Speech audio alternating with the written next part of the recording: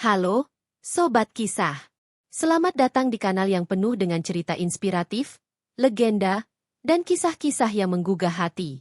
Di sini, kami menghadirkan berbagai cerita yang tak hanya menghibur, tetapi juga syarat dengan nilai-nilai kehidupan. Mari kita jelajahi dunia penuh makna dan pelajaran yang bisa kita ambil dari setiap kisah. Cerita ini bertujuan untuk hiburan dan refleksi moral, dengan pesan-pesan yang dapat diambil untuk kehidupan sehari-hari. Harap bijak dalam menyikapi setiap konten yang disajikan, dan nikmati perjalanan cerita bersama kami.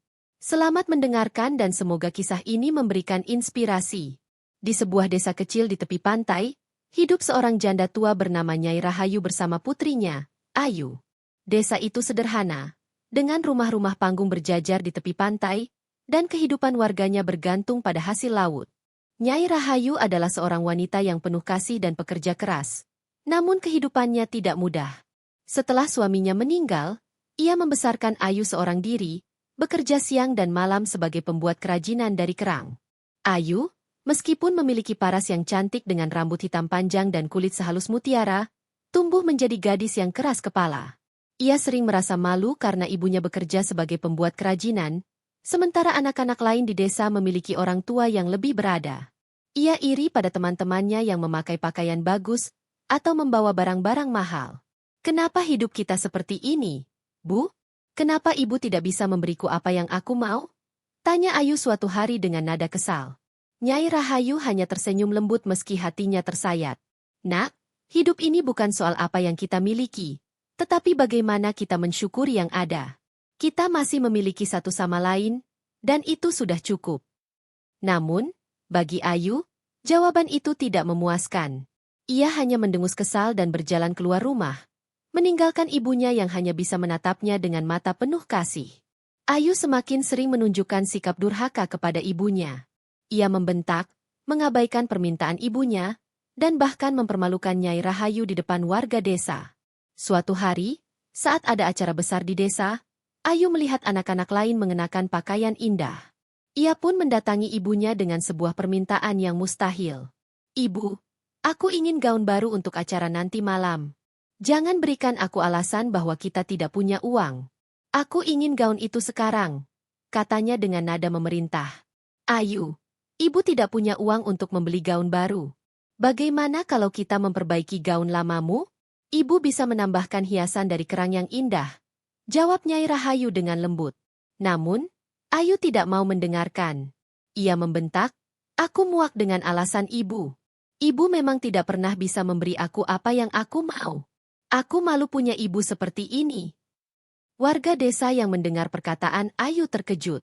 Mereka memandang Nyai Rahayu dengan kasihan, tetapi sang ibu hanya diam. Dengan hati yang hancur, ia menundukkan kepala dan berlalu pergi. Tidak hanya itu, Ayu semakin berani melanggar nasihat ibunya. Ia sering keluar rumah hingga larut malam untuk berkumpul dengan teman-temannya yang suka berpesta. Nyai Rahayu mencoba menegur, tetapi Ayu tidak menggubris. Suatu hari, Ayu bahkan membuang kerajinan yang dibuat ibunya ke laut, karena merasa malu membawanya ke pasar untuk dijual. Barang-barang ini hanya membuatku terlihat miskin. Aku tidak mau berurusan dengan pekerjaan ini lagi, kata Ayu dengan kasar. Nyai Rahayu hanya bisa menangis, memungut kembali kerajinan yang terapung di atas air. Warga desa semakin kecewa dengan sikap Ayu. Tetapi mereka juga merasa kasihan kepada ibunya yang sabar. Malam itu, Nyai Rahayu duduk sendirian di depan rumah kecil mereka, menatap laut yang tenang. Dengan air mata yang mengalir, ia berdoa kepada Tuhan. Ya Tuhan, jika ini satu-satunya cara agar anakku sadar, berikanlah dia pelajaran. Aku rela kehilangan dia jika itu bisa menyelamatkan hatinya dari kesombongan. Keesokan harinya, Ayu berjalan ke pantai seperti biasa.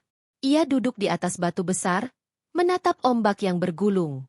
Langit yang tadinya cerah tiba-tiba mendung, dan angin bertiup kencang.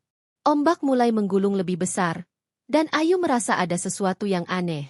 Sebelum ia sempat berlari, tubuhnya mulai terasa berat. Apa yang terjadi? Ayu berteriak panik.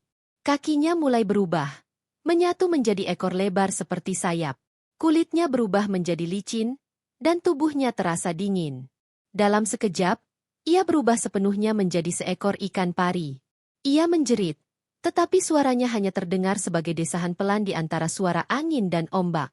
Ombak semakin ganas, dan Ayu terseret ke laut oleh kekuatan tak terlihat. Ia mencoba berenang ke tepi, tetapi tubuhnya terasa lemah. Gelombang mengangkat tubuhnya yang baru, lalu membawanya ke dasar laut. Di sana, Ayu menemukan dirinya terdampar di dunia yang sunyi dan gelap. Bayang-bayang aneh melintas di antara terumbu karang, membuat Ayu semakin takut. "Tolong! Tolong aku!" jeritnya, tetapi suaranya hanya bergema di air. Saat Ayu berusaha memahami apa yang terjadi, muncul bayangan besar di depannya. Seekor ikan pari raksasa mendekat.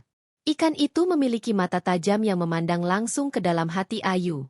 "Kau telah melukai hati ibumu." Suara itu bergema dalam pikirannya.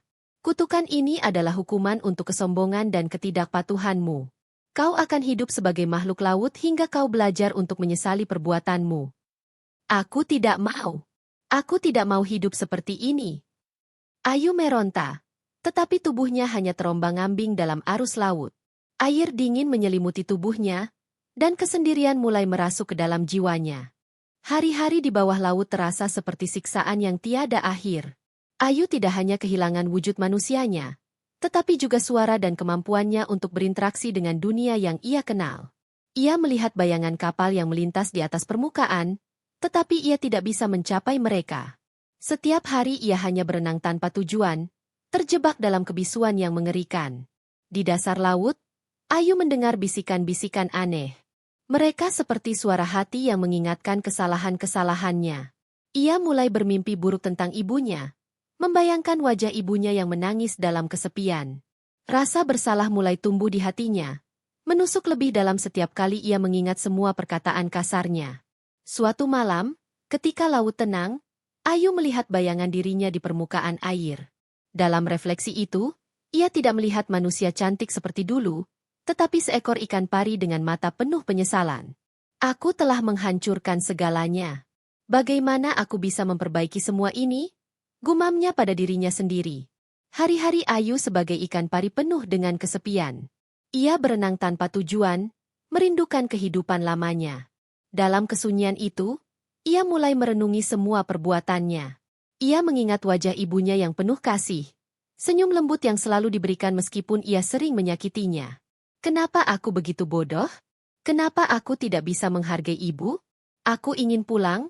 Ayu menangis di dasar laut, tetapi air mata dan kesedihannya tenggelam di tengah samudra. Di dasar laut, Ayu bertemu dengan makhluk laut lainnya. Seekor kura-kura tua yang bijaksana mendekatinya. "Kenapa kau begitu sedih, Nak?" tanya kura-kura itu. Ayu menceritakan semua penyesalannya. Kura-kura itu mengangguk dengan bijak. "Penyesalan adalah langkah pertama. Tetapi, penyesalan saja tidak cukup. Kau harus meminta maaf kepada ibumu dan menunjukkan bahwa kau benar-benar berubah. Hanya cinta ibumu yang bisa membebaskanmu dari kutukan ini." Dengan tekad baru, Ayu berenang ke tepi pantai. Ia menunggu malam tiba.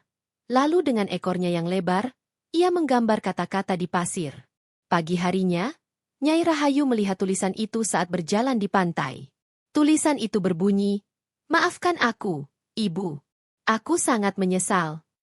Nyai Rahayu terkejut, tetapi hatinya penuh haru. Ia menyadari bahwa ikan pari besar itu adalah anaknya. Nyai Rahayu segera memanggil tetua desa.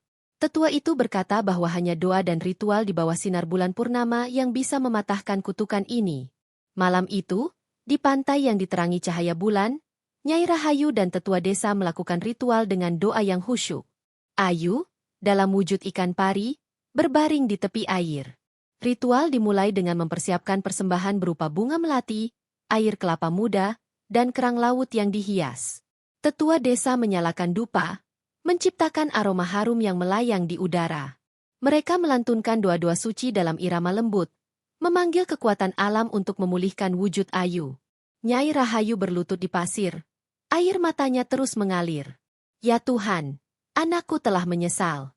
Kembalikan ia menjadi manusia agar ia bisa memperbaiki kesalahannya," ucap Nyai Rahayu dengan suara bergetar. Angin tiba-tiba berhenti, dan suasana menjadi hening. Air laut yang tadinya tenang mulai berkilauan, seolah-olah diterangi oleh cahaya dari dalam. Cahaya bulan purnama turun seperti sinar surgawi, menyelimuti tubuh Ayu yang bersujud dalam bentuk ikan pari. Dalam cahaya itu, tubuh Ayu mulai berubah perlahan. Ekornya yang lebar mengecil dan berubah menjadi kaki. Kulit licinnya kembali menjadi halus seperti manusia. Cahaya bulan semakin terang, seolah-olah menghapus dosa dan kesedihan yang ia bawa. Ketika ritual selesai, Ayu membuka matanya. Ia menemukan dirinya kembali dalam wujud manusia.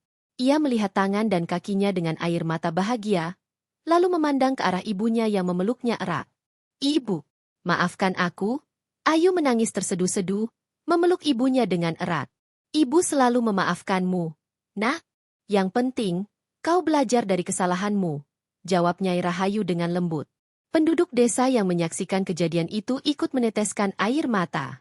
Mereka merasa lega melihat perubahan Ayu dan cinta seorang ibu yang begitu besar. Setelah kejadian itu, Ayu berubah menjadi anak yang penuh kasih. Ia membantu ibunya setiap hari membuat kerajinan, bahkan mengajarkan anak-anak desa untuk menghargai apa yang mereka miliki. Hubungan Ayu dengan ibunya semakin erat, dan ia tidak pernah lupa akan pelajaran berharga yang telah ia dapatkan.